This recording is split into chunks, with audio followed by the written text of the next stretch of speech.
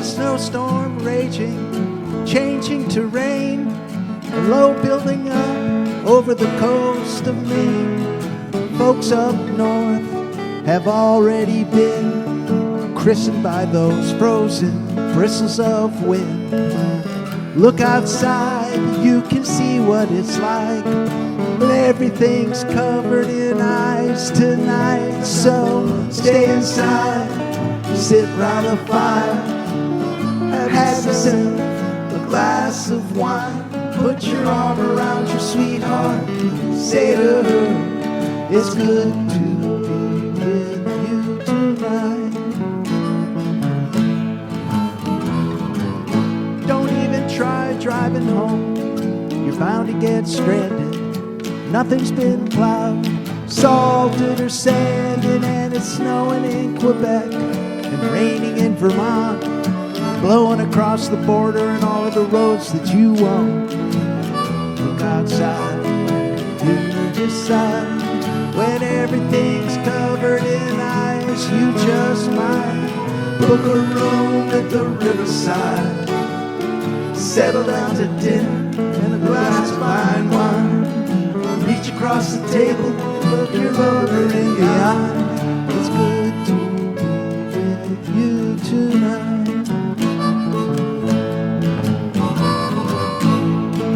That old SUV ain't nothing but a suicide ride. Do you remember the time it rolled on its side? It's a miracle none of us died.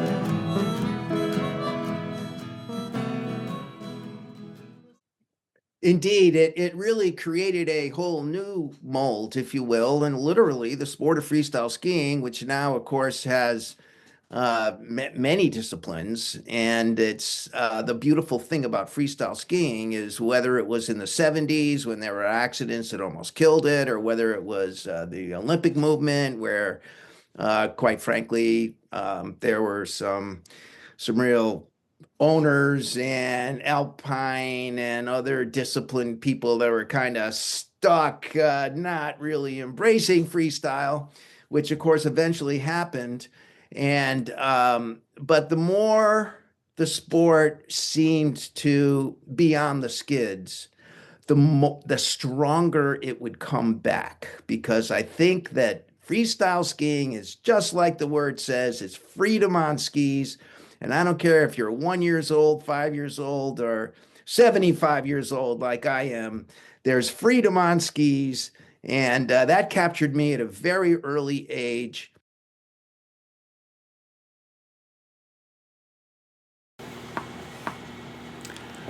That is the voice of Nick Preston. Nick Preston and Suzi Preston, his wife,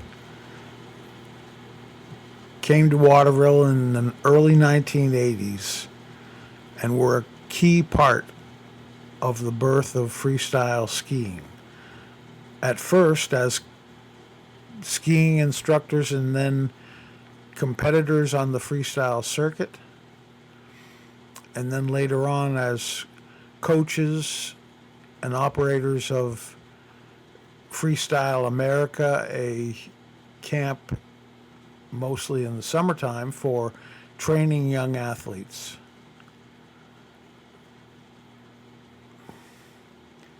Nick was also a coach on the U.S. team as well as a personal coach for at least one gold medal freestyle Olympic competitor.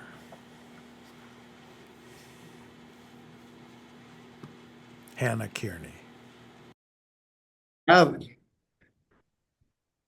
keep you going. I've been listening to your other podcasts, and I think that your mission and the project is fascinating, and it's interesting because you had some, like you say, some of the more cultural characters on here, John and Donnie Hughes, and of course Tom Gross, who really is, as far as I'm concerned, mayor of Waterville.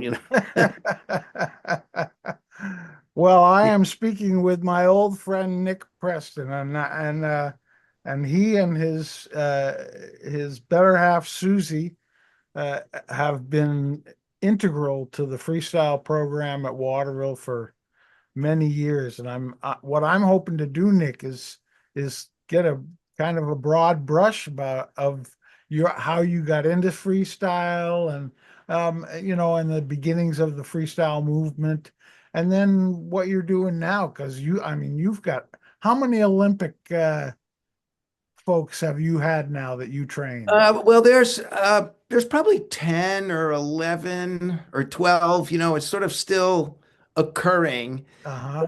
Out of that, we did come away with 3 gold medals, so that maybe is Wow. the highlight of the Olympic quest. But I will say, Wayne, that really, as a Waterville Valley long time, came in 1980, and it really it's interesting. I was at the World Cup last week. This is just a dream come true, having a World Cup at Waterville Valley, the best in the world.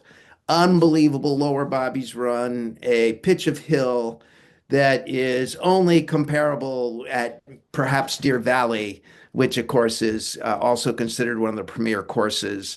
And so I saw so many people over my 40 years of coaching, and one after another, some I hadn't seen for 40 or 50 years, so obviously I didn't recognize them. But we would share these stories, and not one of the stories was, oh, I stood on the podium at juniors, or what.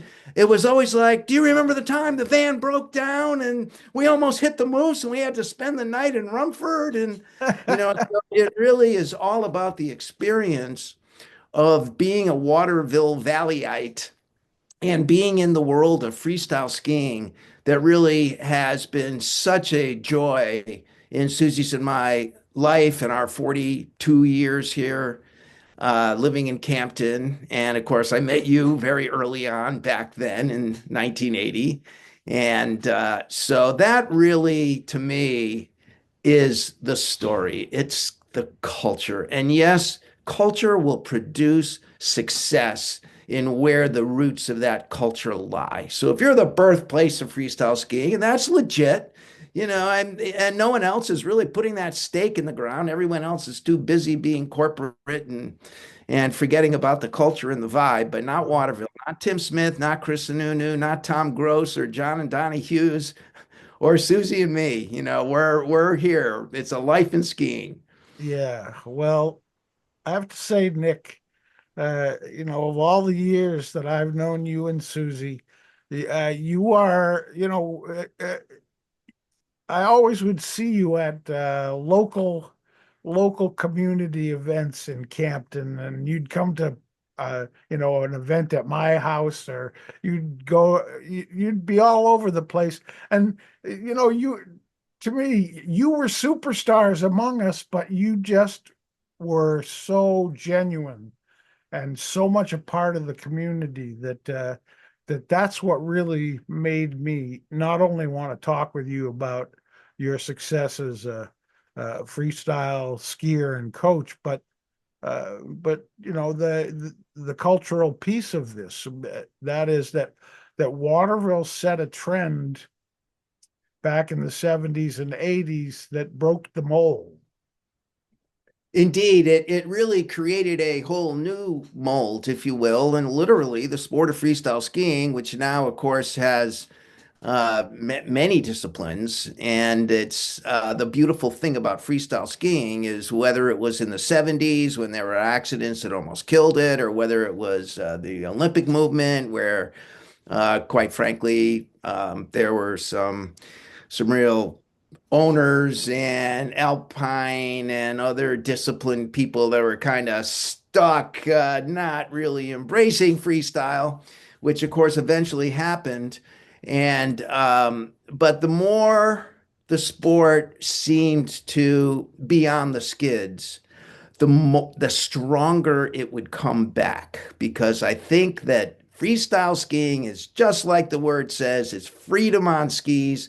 And I don't care if you're 1 year old, 5 years old, or 75 years old like I am, there's freedom on skis.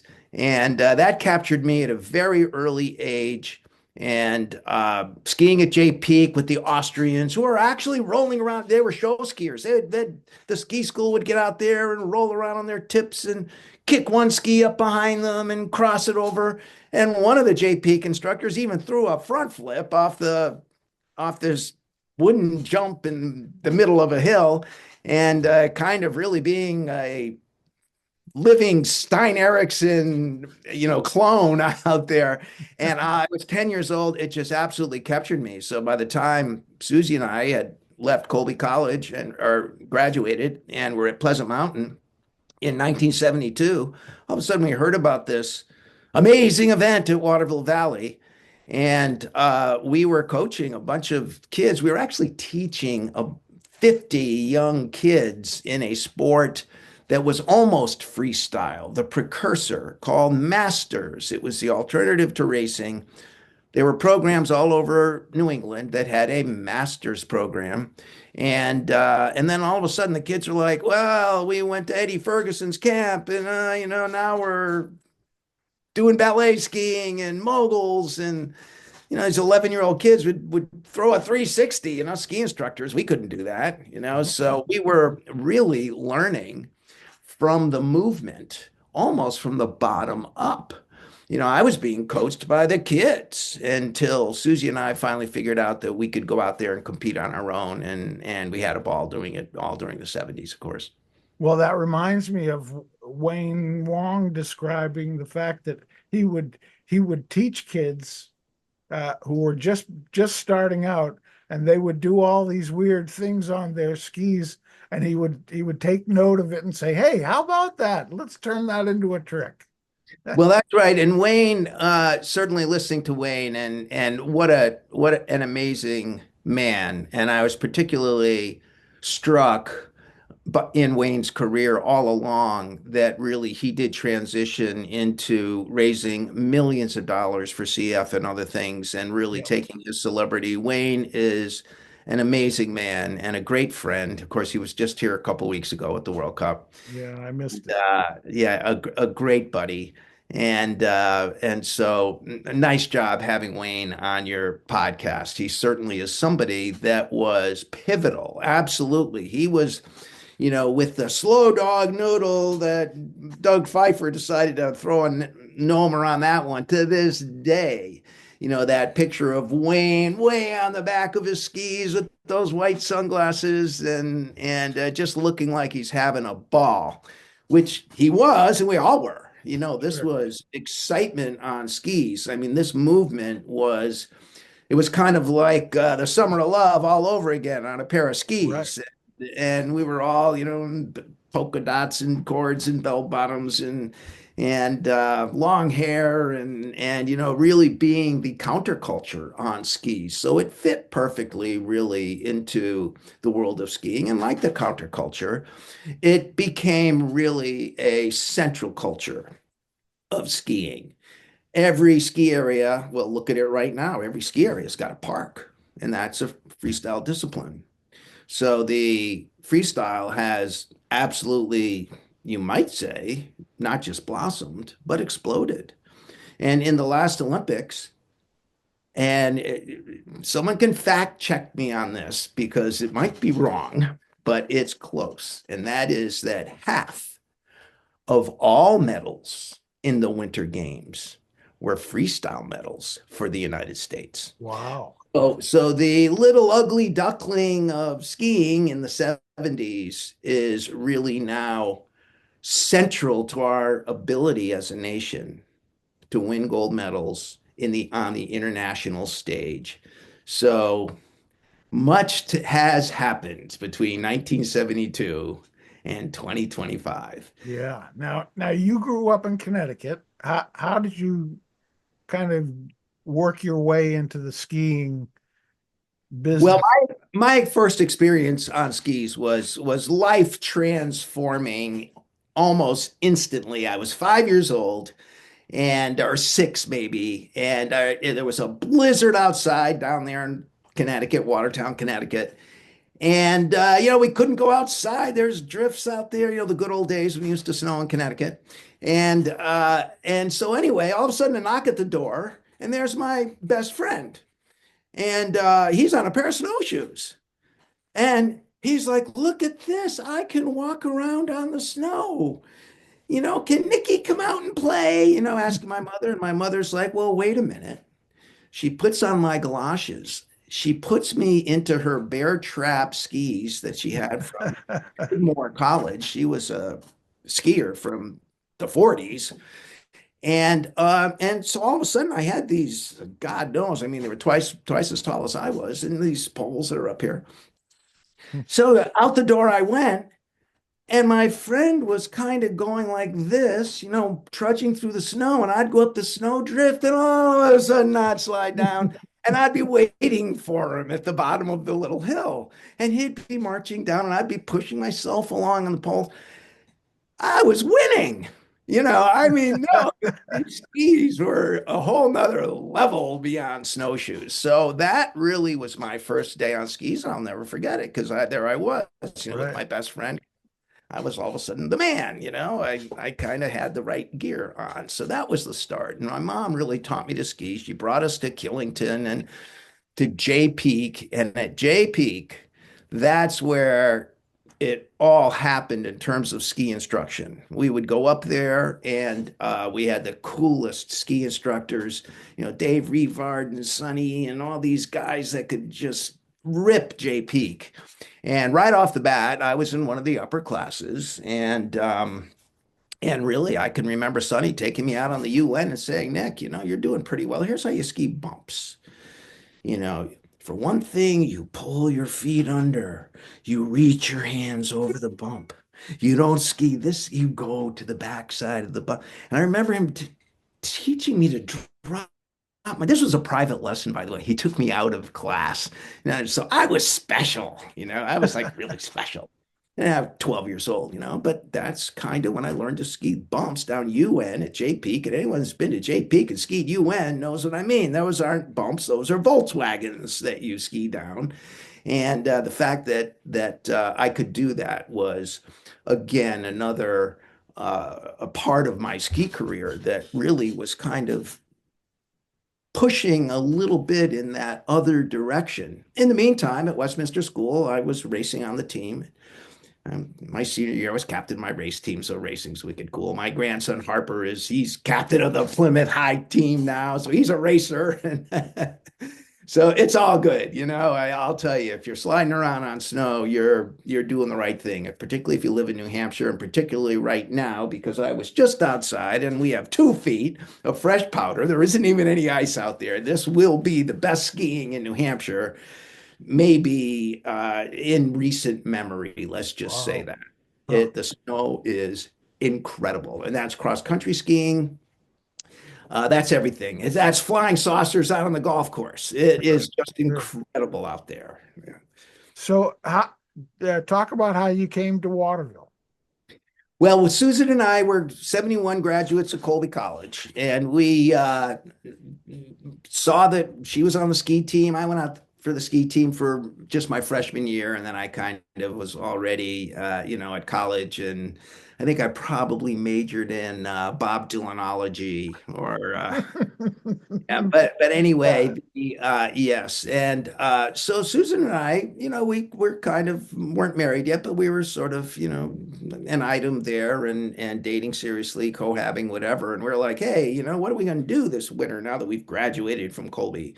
And it was Susie's idea to say, hey, I used to ski at Pleasant Mountain. Maybe we could get jobs as ski instructors. So off we went to this ski instructor interview day, and this room was full of people, probably 60 people. And here we were right out of college, and I'm looking around, I'm going, we have no shot. Who are we? We're nobodies. So this head of ski school and the assistant director walk in and sit down, and they say right away that, we're only hiring 8 of you, so blah, blah, blah, so just be patient, and we're going to go through some personal interviews here. Well, in walks the third person, who was just hired to be race director. One of our very good friends from Colby College, who was captain of the race team, Peter Smith. Peter walks in, hey, Nick, hey, Susie, hey, what's up? And we saw the directors look at each other. And then they gave a little more of their little blab, and then they said, well, we're going to start our interviews right now. I would like to speak with Susie Harding and Nick Preston first. And they hired us on the spot.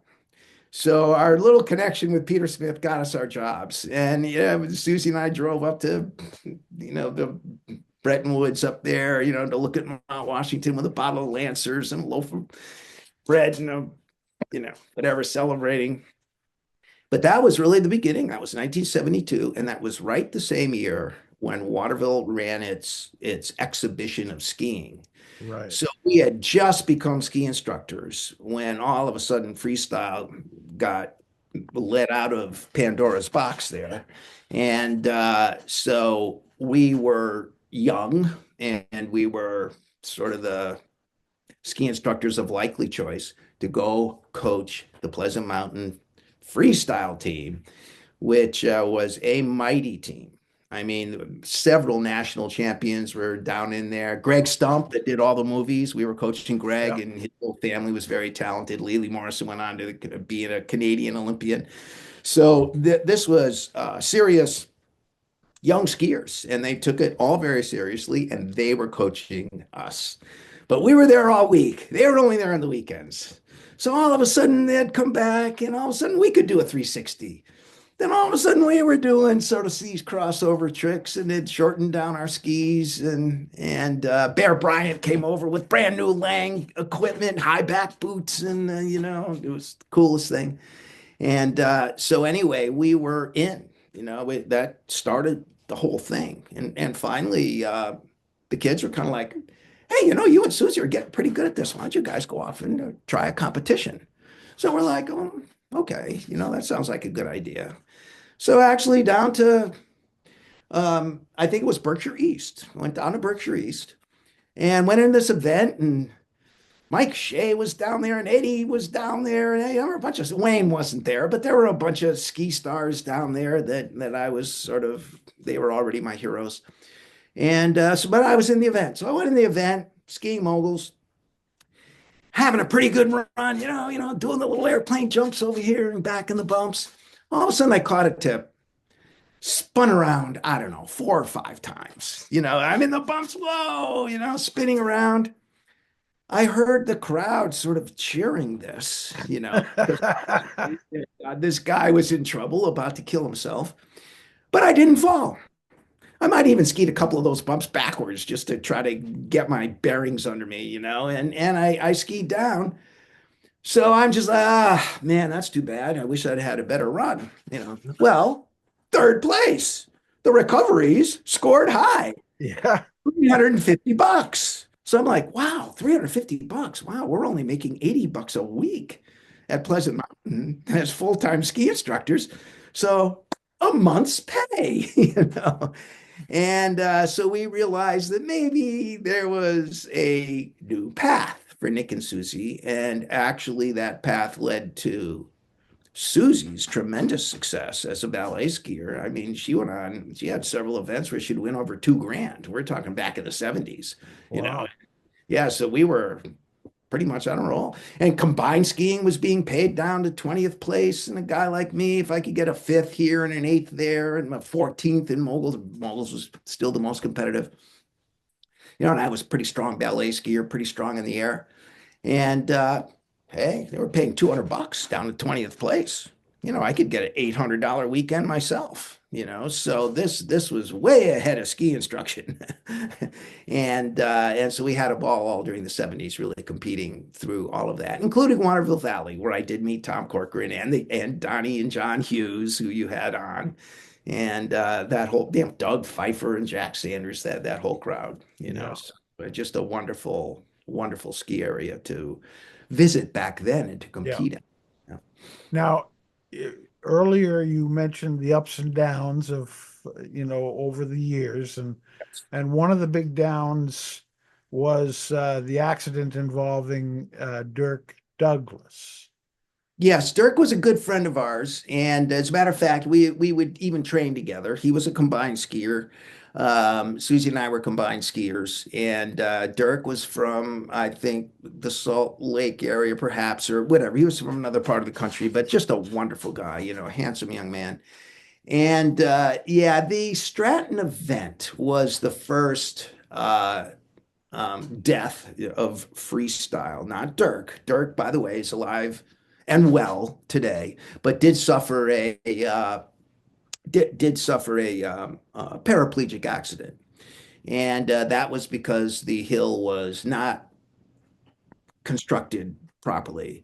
And there was a lot of controversy, that PFA tour, Professional Freestyle Associates tour, was a little politically kind of messy. Now, on the girls' side, it was pretty well organized. Suzi Chaffee had gotten Colgate, and so Suzi was competing on the Colgate tour, which was paralleling the men's tour, which was sponsored by Midas and Equitable, and yeah, and they yeah. sponsored there. So, but once that accident happened, and the liability pendulum hadn't quite swung as far as it eventually swung, it eventually swung to ski areas were almost having to shut themselves down because their liability was so high.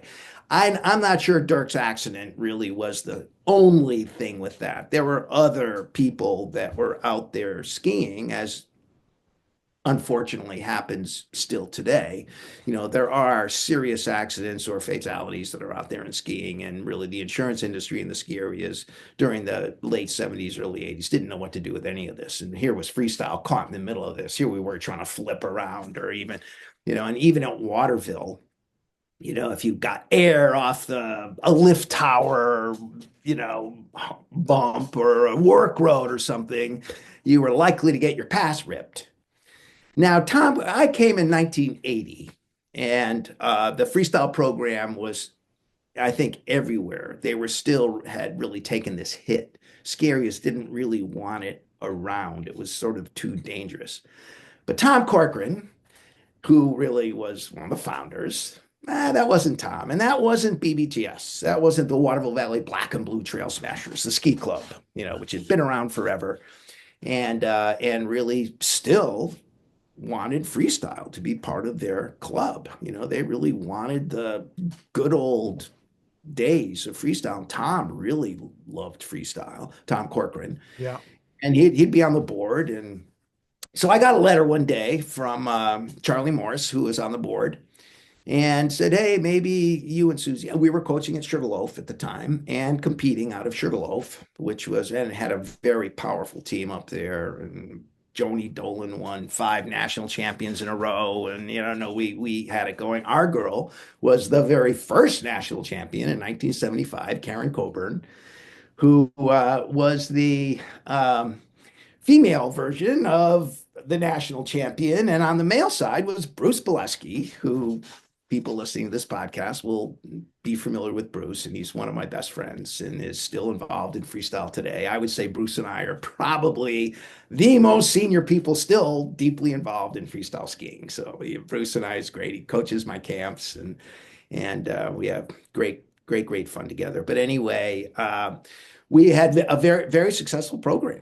really. So Waterville just kind of hired us away from Sugarloaf a little bit, and I thought, yeah, this sounds interesting. Suzi and I just had our first child, and we were kind of looking for a little more opportunity, which seemed as though Waterville had that in store for us. So I came down in 1980 and had 7 kids in the program.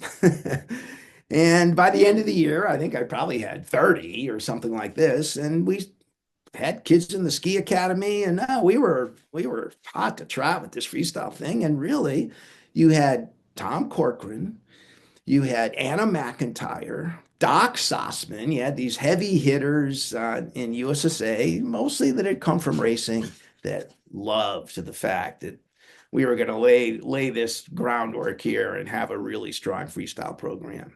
And I think Tom really believed in Suzi and me. And I remember him at a board meeting, he had asked me for a little prospectus of the program that I would run. Went to my very first board meeting, and I saw Tom. I knew Tom because I'd competed at Waterville. He was just a great guy, and what a personality, and somebody who right away you knew he was charismatic and important, and it started that whole ski area. And he was writing in Ski Magazine, which I would read all his articles. And of course, he was an Olympian in Squaw Valley, which I was riveted to that. So he was already a hero, and but he's looking at this prospectus that Nick wrote about the freestyle program. And he holds it up in front of the board and goes, "I want every program director to give me one of these." And I was like, "Oh, okay." Yeah, okay. Yeah, Carl Mike's it, that's a big mark. Yeah, it was. And he never ceased to put the wind to my back as the director of the BBTS program, and also as somebody who was becoming very active in US skiing as well. In fact, I'm sure that it was him that got me hired as a US team coach later in the 80s. They were looking for coaches, and I'm sure, Tom was at a meeting. Yeah, we got this guy, Nick. He's pretty good. Maybe you ought to talk to him. And so I had some wonderful experiences. Opened up the ramps at Lake Placid that wanted to get into the game.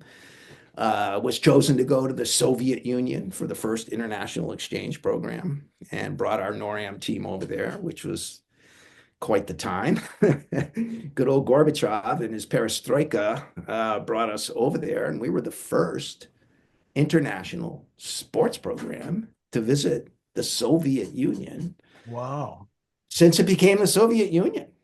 So we were really breaking some new ground there. And so that was all very exciting. And, the US team gig, and of course, then Hannah Kearney comes along, and, off to Vancouver, and, gold medals and all that wonderful stuff. But really, it's the path. Isn't really the gold medal. It's not really Russia, it's not even BBTS. It's a life in skiing. And that's what sets the path, Right. And I share that with so many people around this area, including my son, including my wife, and including some of those people that you've had on your podcast. Yep. And if you live in New Hampshire, you're lucky as anything if you're a skier, particularly right now with that 2 feet of fresh pow out there. Now, when you were at Sugarloaf, did you know my friend Paul Brown?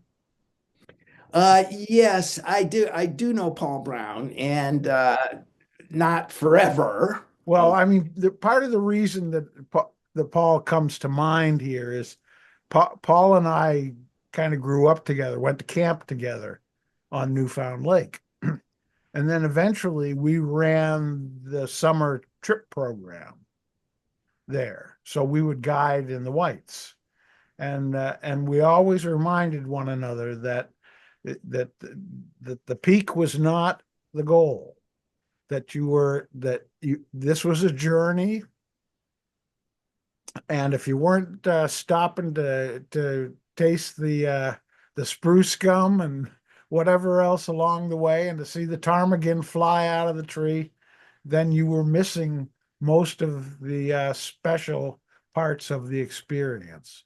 And that's really what you've described, that you've described it, a journey in freestyle in your life and in Suzi's life that has, that is richer because of the journey itself, and not necessarily the individual achievements.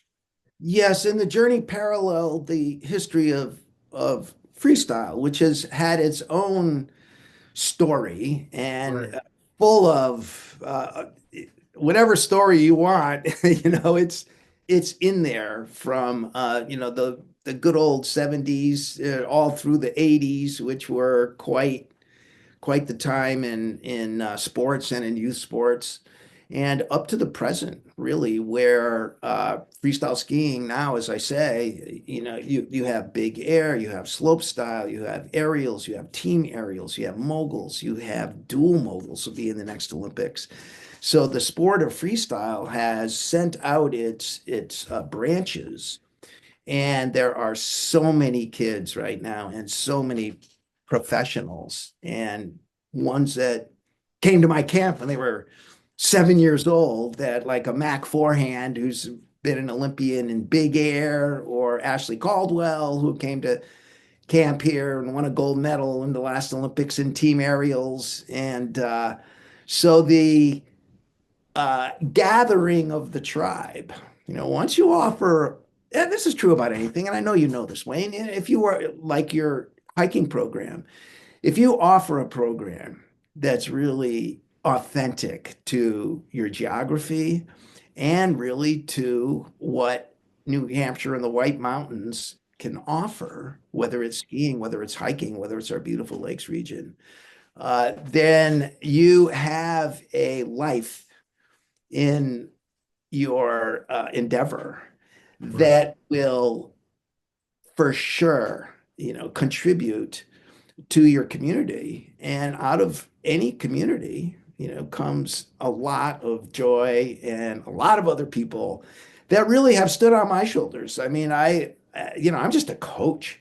It was very interesting coaching Hannah at the Olympics because, let me back up. Okay, so we got a bunch when I first came here, the oldest kid was 13. Okay, so anybody from 10 to 13 was in the program. Well, as their coach, I lord over that. I teach them to ski. I make sure they're safe. I make sure they have the right equipment and that they wear their pole straps correctly and blah, blah, blah. So you're really a command coach. You're really the sergeant at that point.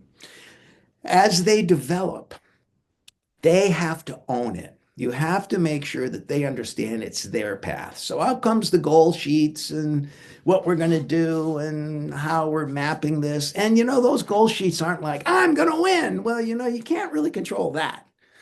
Someone, you can put that down someday. Okay, maybe you'll win something. And the younger they are, the more they're like that. I'm going to win a gold medal. But then you get a 15-year-old and they're like, well, no, my goal is to learn a 3. And then when I go down the mogul run, I want to knock 2 seconds off my time. And, the older they get, the more this all gets kind of defined and compartmentalized. Well, jump to Hannah Kearney giving me a call in 2009 and saying, Nick, you've been my coach for a long time. I need a coach in my corner. And I really want to have success at this Olympics, and I'd like you to be my private coach and somebody that's in my corner. So I'm like, well, Hannah, whatever you say. I've coached her since she was 10 years old, and she's always been very loyal to the program and to the coaches that we provided. But she made the U.S. team at 15. So now she's 23 or whatever she was, 24. And now you're coaching somebody that can win the gold medal. I knew she could. I knew that Hannah was secretariat in your stable. You had the best athlete. She wasn't winning at the time, which is why she wanted to up her game a little and bring on a private coach. But when you're coaching at that level, the athlete is here and you're here. Right. 13 years old, you're here, the athlete's here, and you're pulling them along. At some point, you're almost equal with the athlete. Like, let's say the NORAM team, just below the U.S. team, you're kind of about equal with them. You're still telling them what to do. But then all of a sudden they're on the team, they actually begin to tell the coach what they need. Now they own it, and you are really supporting their success. And that is a privilege, to actually be Hannah Kearney's servant, if you will, on her quest for gold was an incredibly rich experience, and really supporting another athlete in their success, in their path, in their life. That is really a huge privilege. And it was one of the highlights of my career, certainly. Sure. And you have spoken several times about the camp. And I think a lot of people who will listen to this podcast will assume that we're talking about a winter activity. Tell us more about your camp. Well, good old Freestyle America. Okay. I think, this is just a really give you a interesting little personal on this one. You and Elliot, the writer who was a teacher at the academy, Yeah. you and I was sitting in the back seat, and you two guys are in the front seat. And you're like, "Hey, Nick, we're going up to Bretton Woods," and we were going up to, I think it might have been something political was going on up there. I Could be. Yeah. quite remember, but we were all going up there. We all had coats and ties on. And you said, "Hey, how's it going?" And I said to you, I said, "It's going well. Just today, I formed a corporation called Freestyle America, actually Freestyle Inc." And you guys are like, "Hey, congratulations." Yeah, thanks. Yeah, I didn't know what to do with it at that point. But nonetheless, that was the very day that I started Freestyle America in 1983. Wow. So 41 or 42 years later, Freestyle America is still right here in Campton. It's at the Mountain Fair Inn. We have a 7-acre campus. We are a ski lodge, the Mountain Fair Inn, and a lot of the community, of course, is quite familiar with us, having been here for 40 years. But the amazing thing about it is it kind of evolved on its own a little bit. I needed to find a place to stay. $40 a week. I could stay in this old rundown inn, right? And however, staying in that inn was Crawford Pierce, the coach of Hanover. Felix McGrath was there. Ava Fosse was, so they were in the other end of the inn. Suzi and I, and little Leslie, 1 year old, we were in the other end. Well, we ended up buying the place, and the place was run down, and I didn't. Yeah, I remember. Yeah, so I called Herb Anderson. Herb goes, "Don't move, don't move." He was really trying to get rid of this place. And so we bought it. It was run down. But Herb was just great. I mean, he financed it for us. He put the wind to our backs. And I think in life, you need luck. You need the Tom Corcorans that support your career. You need the Herb Andersons that actually almost gave us the property. I mean, he took very low price for it, and then he financed it. And this was when the rates were at 13%. It was 1982. I was terrible looking at loans, and he financed it very nicely. And so anyway, after the first summer, I'm just like, gosh, it's I got to do something with my career here. So I think I'll get a couple trampolines, and I know there's a revolving ski deck that Rosignol wants to get rid of, and I'm going to set up a camp here. Well, that was 1983, and yeah, I just decided to just do it, and I think that freestyle skiing it has a mentality like that. It's kind of like inventing a trick. It's like, yeah, I'm going to invent this trick, where I cross my skis and uncross them in the air, and then I'm going to call it something or other, kind of thing. Well, I'm going to invent a camp, and I'm going to call it Freestyle America. We're going to jump on trampoline. The thing is, I didn't really know how to coach trampoline in 1983. I kind of had a pretty good idea. I'd been on tramp, I'd been coached by divers and stuff like this. But I'm just kind of like, man, I got to get serious about this. So knowing what I don't know, which is devising a trampoline program, I go up to Toronto because I heard about this guy, Dave Ross, that has all these gold medalists in international trampoline. I go, yeah, he sounds like the man. And I just bought his springs, and I just bought his high action bed. So he's the guy that's really driving this sport here, at least in Canada.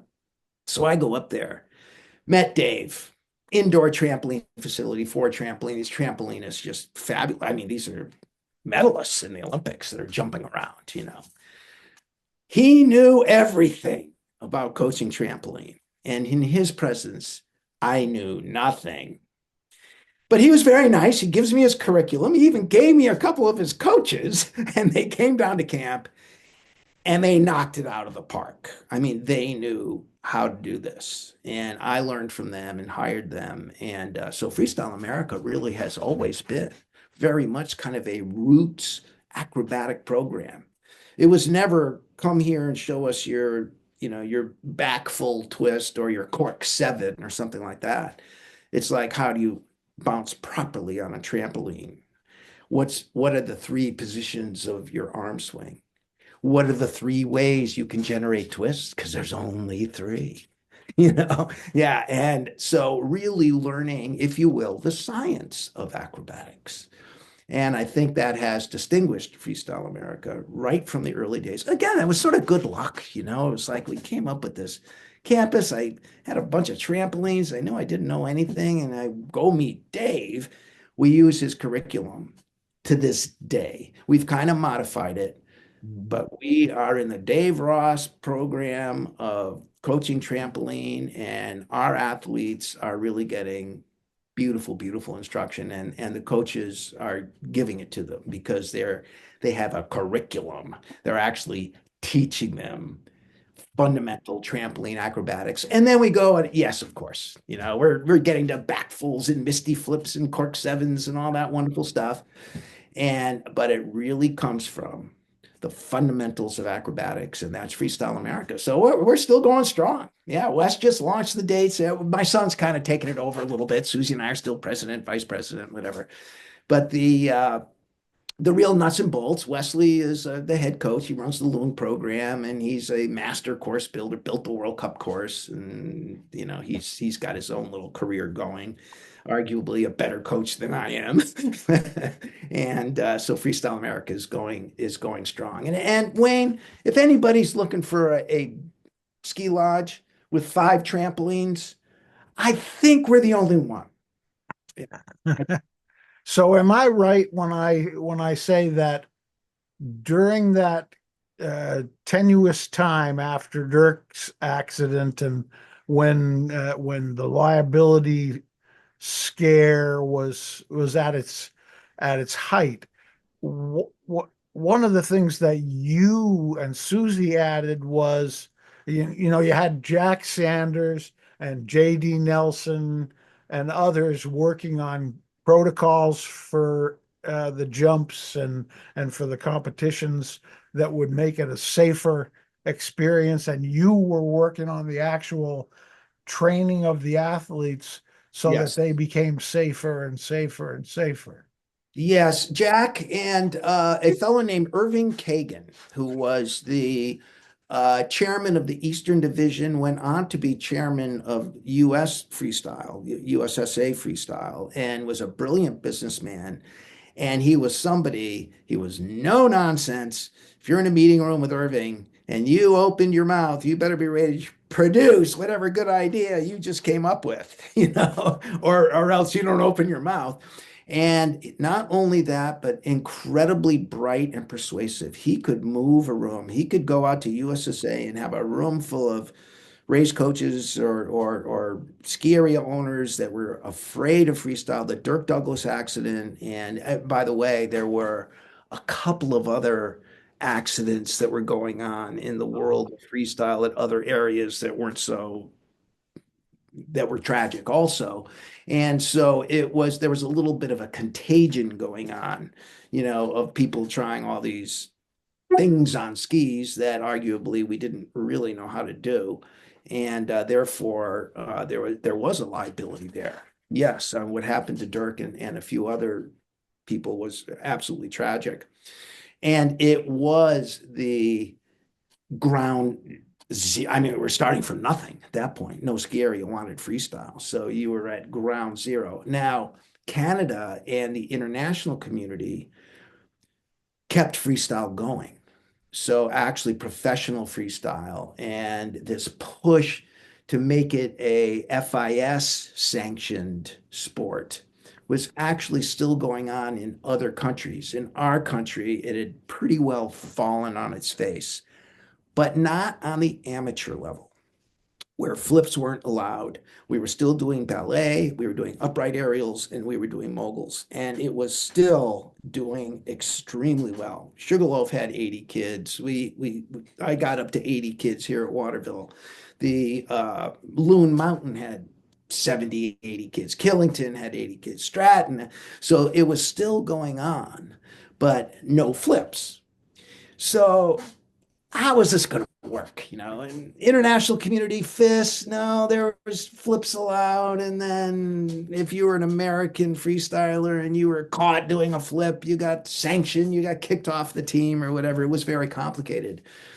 But FIS eventually took it on. So by 1980, so this is just a couple years after the accidents that had absolutely wiped out freestyle, FIS had taken it over. Well, by 1984 and 85, Breckenridge and Lake Placid decided, well, if this is wide open, we can have events here. We can embrace freestyle. We can self-insure, for one thing, those, Breckenridge, and which they did. And they ran World Cups in 84 and in 85. And I was chief of course up in 85, up in Placid. So that was really fun. Now I'm, playing at the FIS level.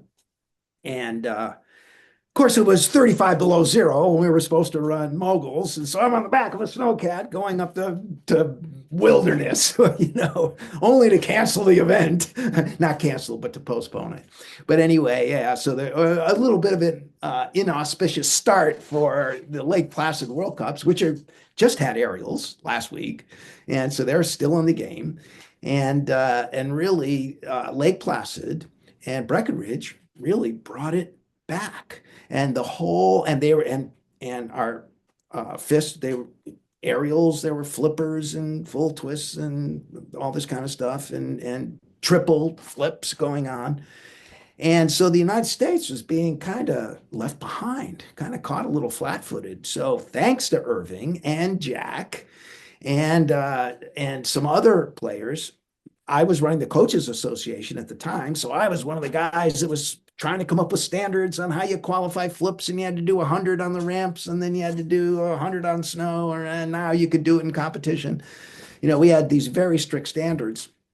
And but it by 1988, freestyle skiing was a demonstration event in Calgary, and all three events where FIS decided they didn't like ballet very much. In figure skating, it was the same year there was that lawsuit over the gold medal and ice dancing or something, and there was all this controversy going on. And I think FIS saw ballet as presenting that kind of problem, just a little too complicated in a way, hard and tricks. Mogul skiing, aerials, oh, they loved it. Aerials, looking very much like gymnastics, and mogul skiing looking a little more like racing, so they went right in pretty much. And ballet, boom. And really, the death of ballet, though, it didn't last long, because now there's parks in every part of the country, and it's a little bit similar, right? It's a little similar. You're on the lower slopes, and you're throwing this and you're even buttering off the tips, or doing all this goofy stuff.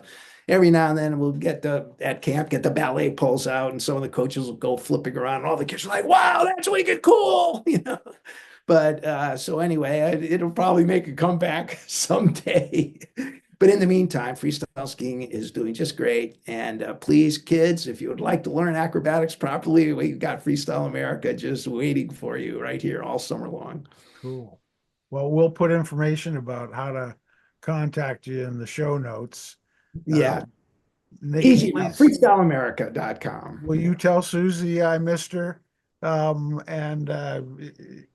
tell Elliot Magan, because I talk to him regularly, that you remembered that trip up to Bretton Woods.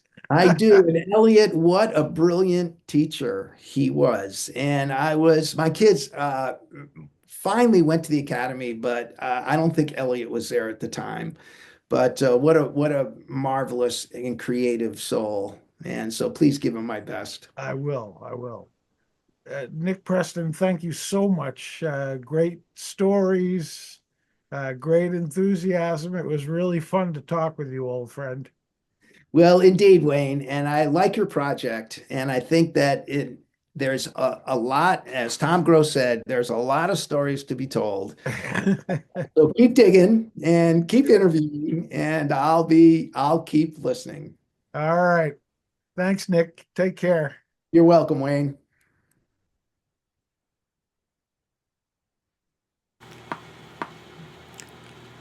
So that was the one and only Nick Preston, who was both a freestyle competitor along with his wife, Suzi Preston, and then a coach, and still a coach, along with other members of his family now, as well as running Freestyle America and a training camp in the summertime for freestyle skiers under the Freestyle America banner.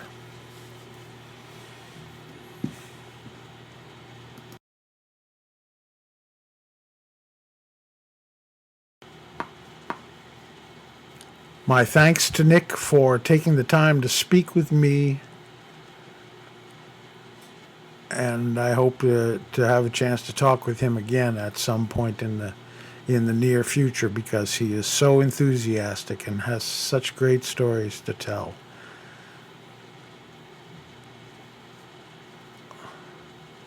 Nick really fits into both the last two episodes of this podcast, so you'll hear him pretty regularly through the two of them, I think.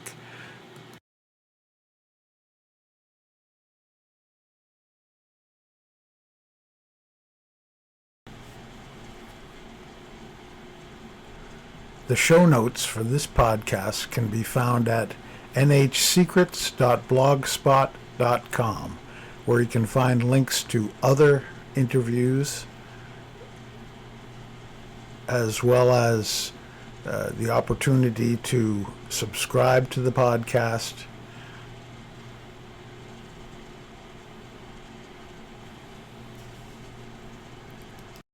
You can also go to the gallery of images, which is how we avoid having commercials in these podcasts. You can choose a signed original piece of art, or you can go to the open edition section of the website and find a piece of art without a signature that is a bit more affordable and but just as enjoyable hanging on your wall.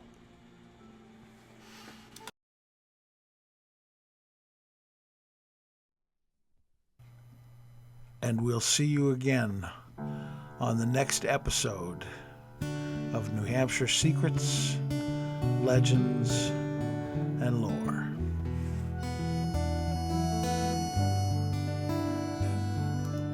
Wouldn't you like sleeping beside the lake tonight, when it's so quiet and calm and there's no one around?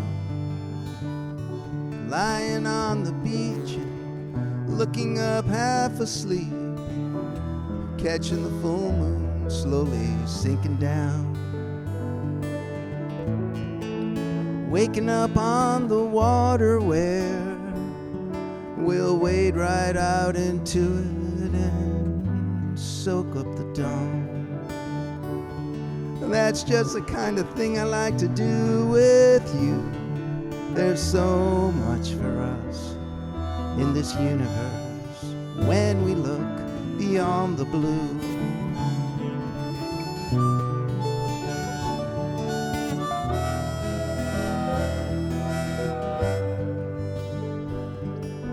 Hiking with our closest friends and camping out where the Rocky Mountain rivers are still carving out the desert south, through painted canyons and sacred plants, those ancient places where we pitched our tents in a trance, as we sat around the fire that night, smoke getting in our eyes instead of rising up nights. The shadows spoke and moved like ghosts, then disappeared without a sound, leaving us alone and at one with the sky full of spiraling stars, the moonlight on our sleeping bag.